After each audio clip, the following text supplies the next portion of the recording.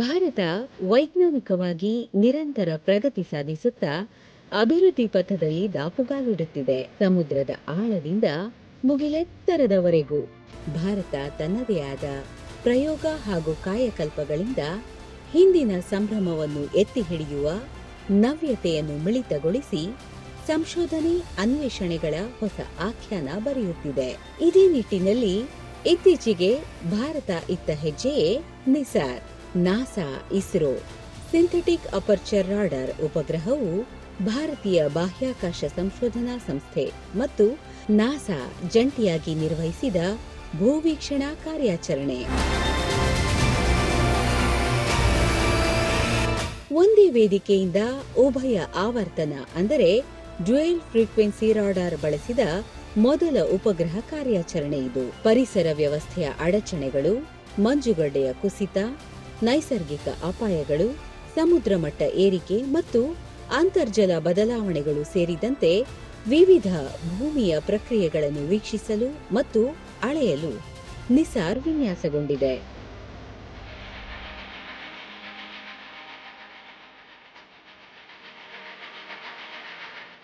ಈ ಉಪಗ್ರಹವು ಅತ್ಯಂತ ನೂತನ ಉಪಕರಣ ಹಾಗೂ ದತ್ತಾಂಶ ಸಂಗ್ರಹಣಾ ವ್ಯವಸ್ಥೆಗಳನ್ನು ಹೊಂದಿದ್ದು, ಸುಧಾರಿತ ಮೈಕ್ರೋವೇವ್ ಇಮೇಜಿಂಗ್ ಸಾಮರ್ಥ್ಯಗಳೊಂದಿಗೆ ಸಜ್ಜುಗೊಂಡಿದೆ. 12 ದಿನಗಳಲ್ಲಿ ಇಡೀ ಭೂಗೋಳದ ನಕ್ಷೆ ತಯಾರಿಸಲು ಈ ಉಪಗ್ರಹವನ್ನು ವಿನ್ಯಾಸಗೊಳಿಸಲಾಗಿದೆ.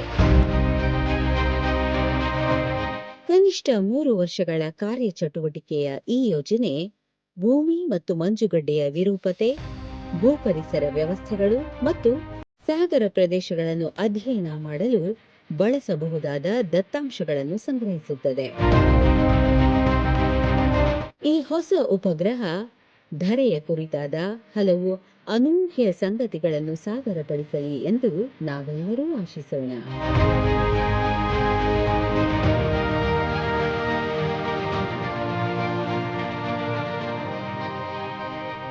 ನಮಸ್ಕಾರ.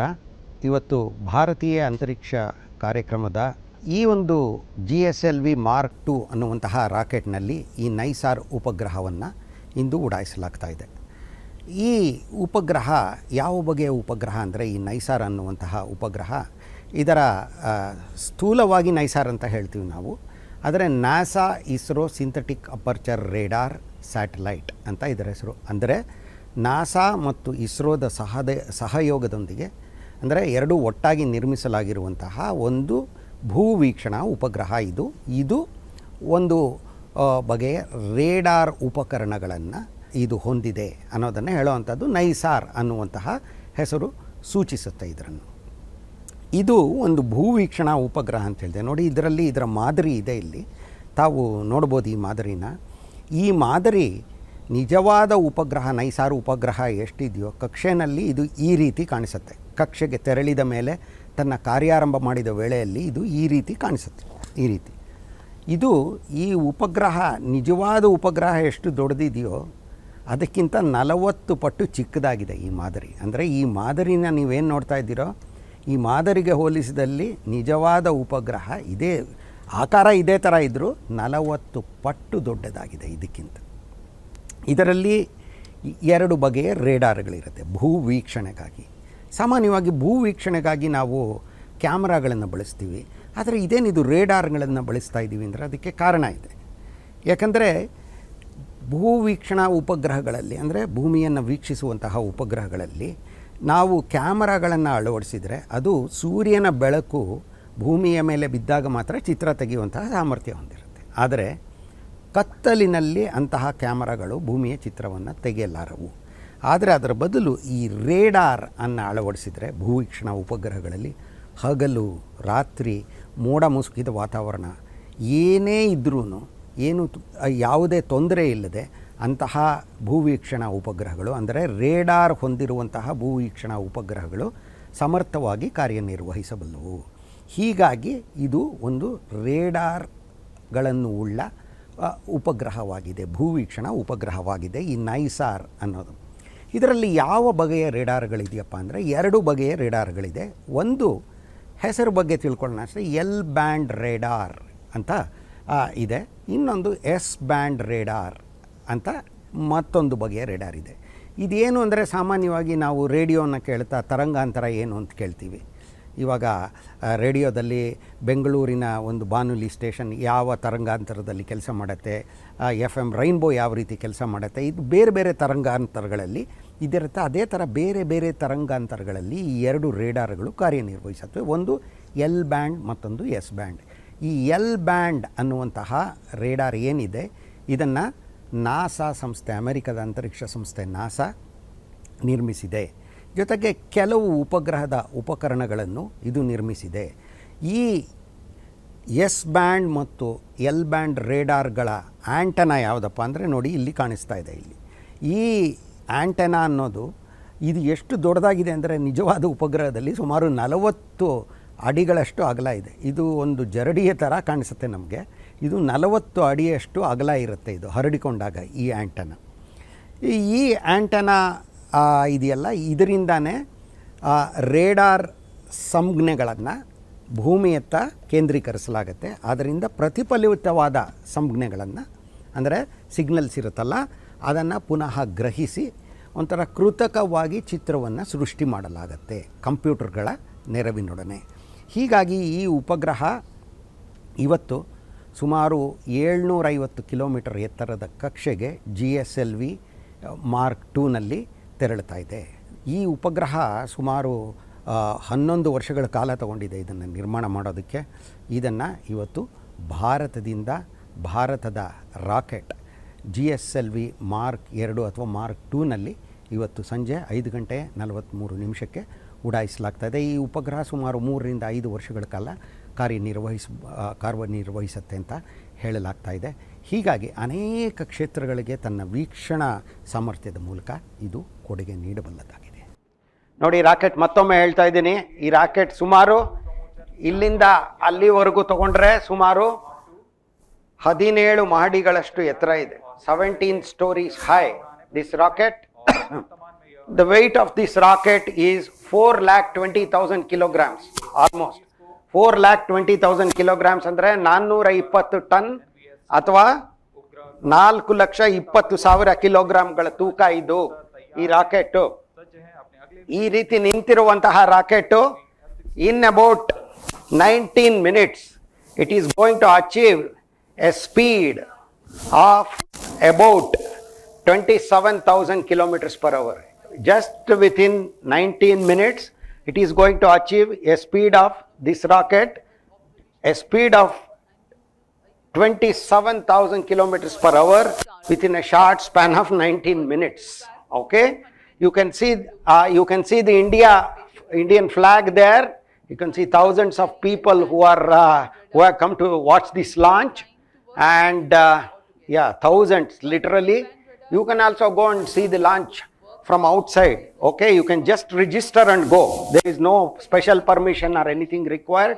You can register and using your Aadhaar card and such things you can go.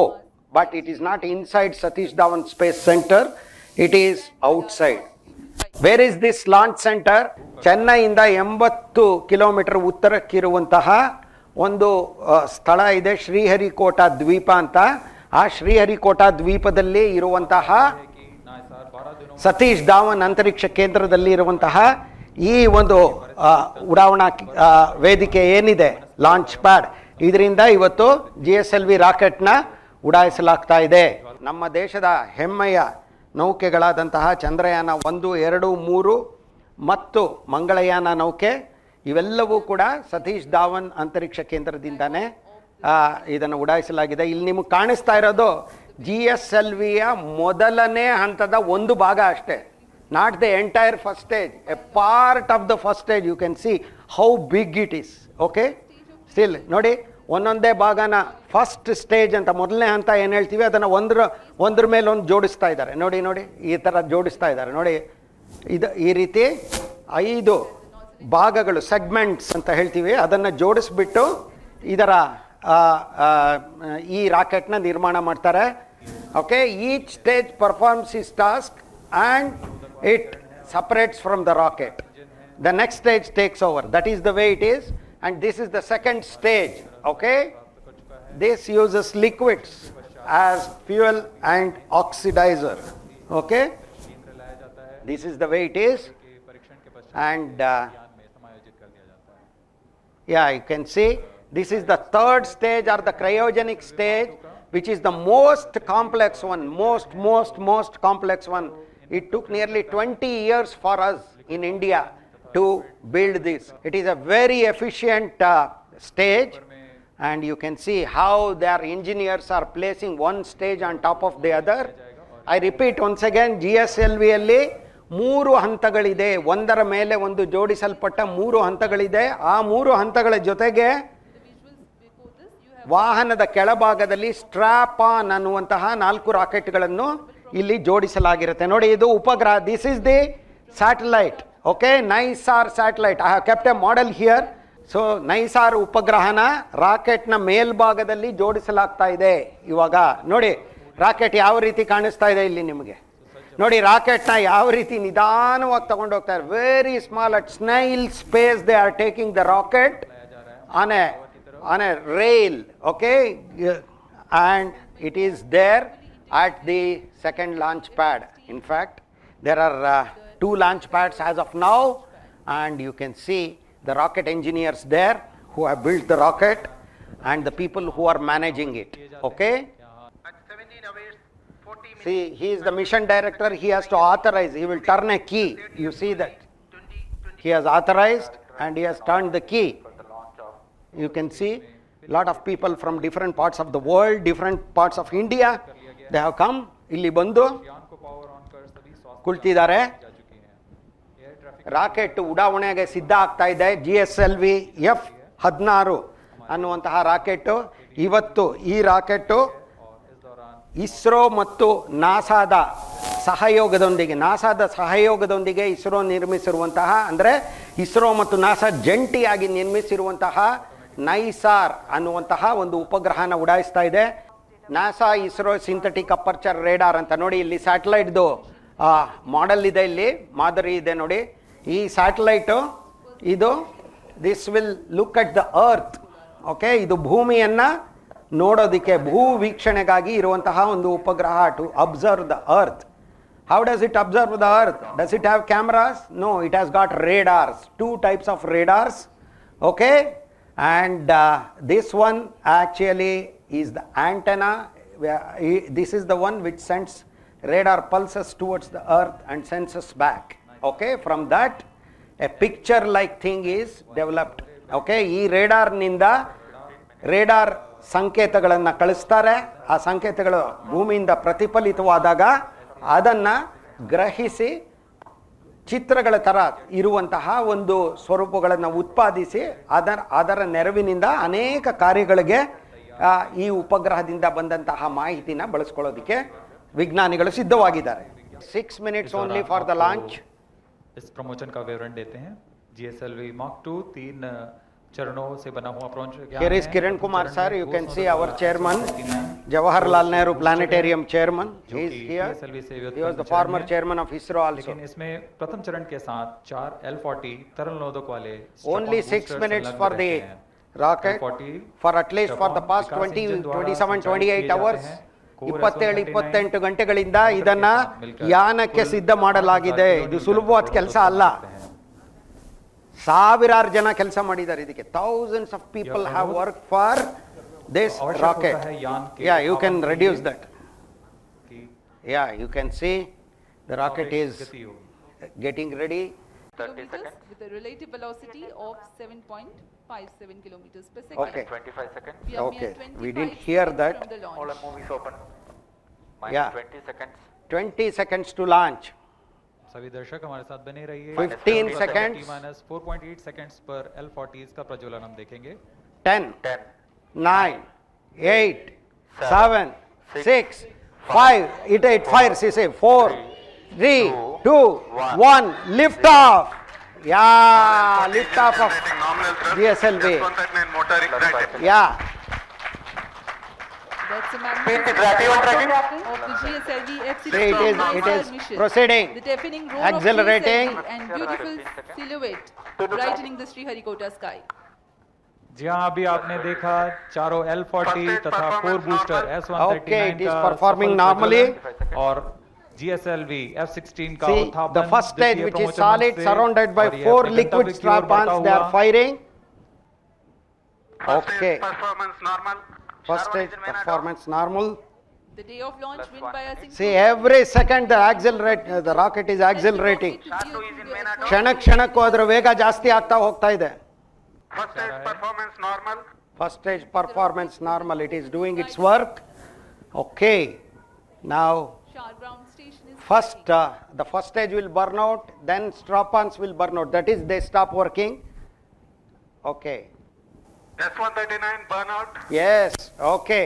But still 4 engines are firing and another 20 seconds. Another 20 seconds they will fire and the entire first stage gets separated and the second stage takes over. Okay. Now these 4 are firing now. Okay. First stage performance normal. See, first stage performance normal.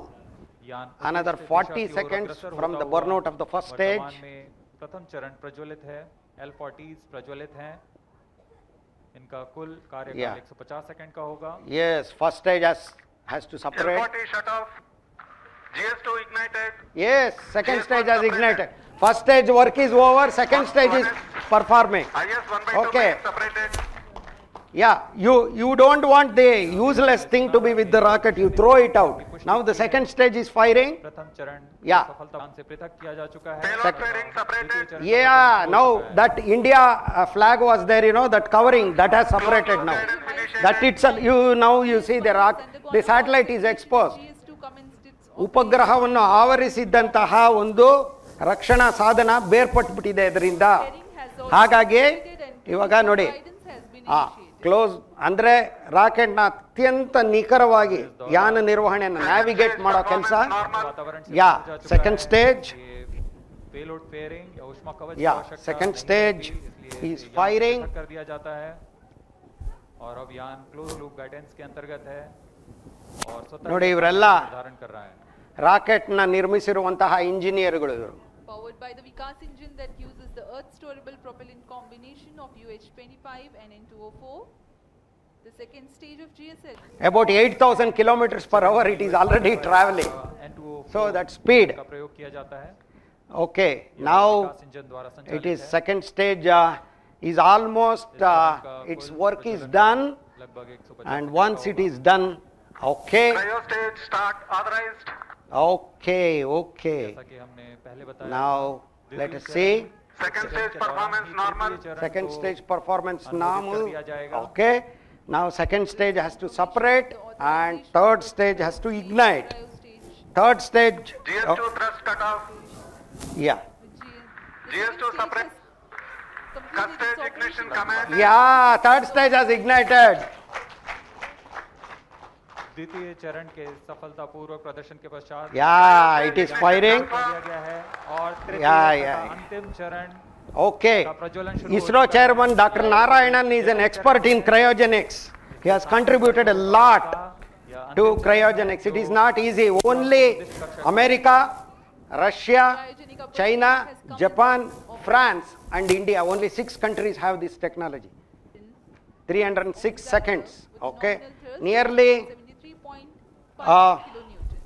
for This mission 10 to 12 minutes it has to fire. 11%, that is Cryo stage performance normal. Cryo stage performance normal, it is performing. Okay. Plus 6 minutes. Okay.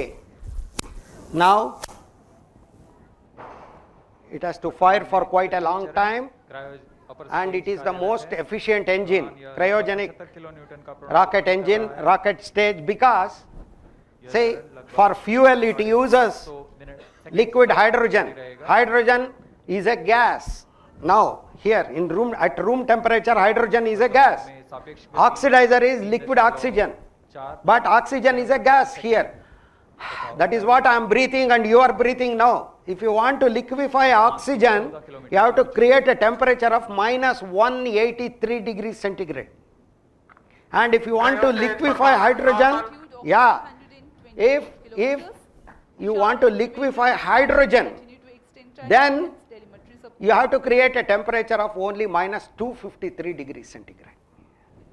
How do you maintain that? How do you pump them?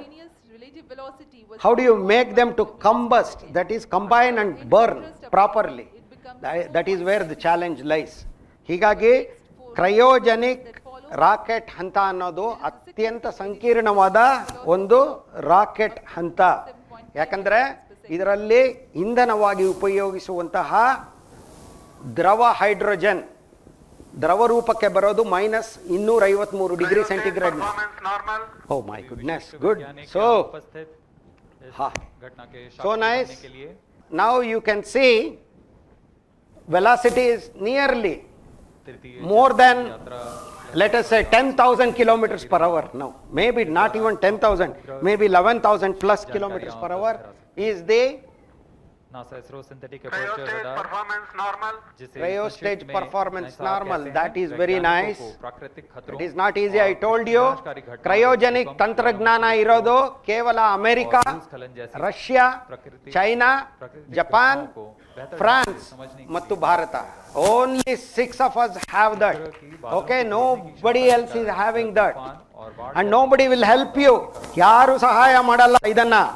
ನಾವು ಕರಗತ ಮಾಡ್ಕೊಳ್ತೀವಿ ಅಂದ್ರೆ ಇದನ್ನ ಕಷ್ಟಪಟ್ಟು ಕಲ್ತೀವಿ. ನಮ್ಮ ಹತ್ರ ಒಂದು ತರ ಅಲ್ಲ, 2 ಬಗೆಯ ಕ್ರಯೋಜೆನಿಕ್ ತಂತ್ರಜ್ಞಾನ ಇದೆ.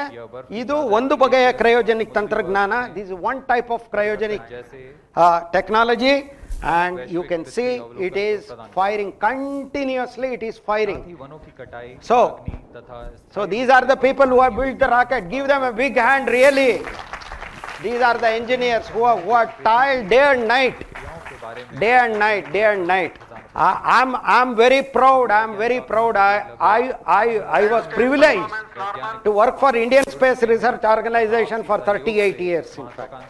Okay. That is the way it was. When you work for this organization, you feel that you are privileged. See, it is not only that I have got salary from ISRO. Now I am no longer with ISRO. I superannuated. But remarkable milestone. everything I got from ISRO, including education. ISRO is the greatest university I have ever entered in. The kind of education I had in ISRO, it is nothing. You can see the way in which, see, still it is not yet over, but it will be over after some time. Cryo stage performance normal. Cryostage performance normal. Okay, that says about India. Okay, so this is the way it is. All this kind of Earth observation satellites. We had the privilege of working with him in ISRO, and I have the privilege of working with him in Jawaharlal Nehru Center. Jawaharlal Nehru Planetarium also. Okay, see, the satellite, the rocket is, oh my goodness, this is one of the most challenging launches for GSLV. And ನೋಡಿ ಇದು GSLVಗೆ ಸವಾಲು ಒಡ್ಡುವಂತಹ ಒಂದು ಬಗೆಯ ಯಾನ ಇದು. ಇದು GSLV ರಾಕೆಟ್ನ 18ನೇ ಯಾನ. This is the 18th flight of GSLV. Okay, the first launch took place in 2001. Okay, this is the 18th flight. Okay, after that, okay, after that it has been launched many times, and this is the 12th time a GSLV. Oh, very nice to hear that. And this is the 12th time a GSLV with the indigenously built, that is built within India, cryogenic stage is flying. Okay, you can see how it is flying. The rocket engine is continuously firing. Performance normal. Cryostage performance normal. ಎಲ್ಲಿಗೆ ಬಂದ್ವಿ ನೋಡೋಣ ಇವಾಗ trajectory ನೋಡಿ. Rocket ಯಾವ ಬಗೆಯ विमान व अंतरिक्ष से विज्ञान क्षेत्रों के अध्ययन के लिए अग्रणी रहे हैं. ಇನ್ನ ಏನಿಲ್ಲ ಅಂದ್ರೂ ಇನ್ನ ಇನ್ನೊಂದು ನಿಮಿಷ ಇರ್ಬೋದು ಅಷ್ಟೇ. ಇನ್ನೊಂದು ನಿಮಿಷದಲ್ಲಿ ಅದು ತನಗೆ ಬೇಕಾದ ವೇಗವನ್ನ ಗಳಿಸುತ್ತೆ. ನೋಡಿ, ಬೇಕಾದ ವೇಗ ಅಂದ್ರೆ ನಾನು ಹೇಳಿದೆ ಗಂಟೆಗೆ ಸುಮಾರು 27,000 ಕಿಲೋಮೀಟರ್ಗಳಷ್ಟು. ಅದಾದ ತಕ್ಷಣ ಅದರ ಕೆಲಸ ಮುಗಿದಾಗ ರಾಕೆಟ್ ಯಂತ್ರ ಸ್ಥಗಿತವಾಗುತ್ತೆ, ಅಂದರೆ ಕಾರ್ಯಾಚರಣೆ ನಿಲ್ಲಿಸುತ್ತೆ. ಅದಾದ ನಂತರ ಈ ಉಪಗ್ರಹನ ಸ್ಪ್ರಿಂಗ್ಗಳ ನೆರವಿನೊಡನೆ ಸುಮ್ಮನೆ ಹಿಂಗೆ ನೂಕಲಾಗುತ್ತೆ. ನೋಡಿ, ಅದು ರಾಕೆಟ್ಗೆ ಹೆಂಗೆ ಕಾಣಿಸುತ್ತೆ ಅನ್ನೋದನ್ನು ನೀವು ನೋಡ್ಬೋದು. ಅದು ತೋರಿಸ್ತಾರೆ. ಯಾವ ರೀತಿ ಕಾರ್ಯನಿರ್ವಹಿಸ್ತಾ ಇದೆ. ಇಷ್ಟೊಂದು ಸಂಕೀರ್ಣವಾದ ಒಂದು ರಾಕೆಟ್ ಯಂತ್ರ ಅಂದರೆ such a complex rocket engine and stage. Yes, ಒಂದು ನಿಮಿಷ ಸಪ್ರೇಟ್ ಆಗೋಗ್ಬಿಡ್ಲಿ ನೋಡಿ, ಅದ್ರ ಕೆಲಸ ಮುಗಿಸ್ಬಿಡ್ತು GSLV. ಇವಾಗ ಅದು ಅದರಿಂದ ಸಪ್ರೇಟ್ ಆಗಬೇಕು ಈ ಸ್ಯಾಟಲೈಟ್ ಅಷ್ಟೇ. जी हाँ, जैसा अपेक्षित था। ग्रेट, बोलो भारत माता की ग्रेट ग्रेट ग्रेट ग्रेट. ಇವತ್ತು ನಾನು ಲಾಂಚ್ ನೋಡಿದೆ ಇಲ್ಲೇ ಆಡಿಟೋರಿಯಮ್ನಾಗ. ನಂಗೆ ಭಾಳ ಖುಷಿ ಆಯಿತು, ಭಾಳ ಪ್ರೌಡ್ ಫೀಲ್ ಆಗ್ಲತ್ತು ಇಂಡಿಯನ್ ಸೈಂಟಿಸ್ಟ್ ಮೇಲೆ. ಎಲ್ಲರೂ ಸೈಂಟಿಸ್ಟ್ ಬಕುಲ್ ಹಿಂಗೆ ಕಷ್ಟಪಟ್ಟು ಭಾಳ ಹಿಂಗೆ ಹಾರ್ಡ್ ವರ್ಕ್ ಮಾಡಿರ್ತಾರೆ ಇದು ಎಲ್ಲ ಸಂಬಂಧ. And I am very happy and proud today. ನನಗೆ ತುಂಬ ಖುಷಿ ಆಗ್ತಿದೆ ಈ ಒಂದು ಯಾನ GSLV 16 ಯಶಸ್ವಿಯಾಗಿ ಉಡಾವಣೆ ಆಗಿದ್ದು ನನ್ನ ಕಣ್ಣಾರೆ ನೋಡಿ ತುಂಬ ಸಂತೋಷ ಆಗ್ತಾಯಿದೆ ಸರ್.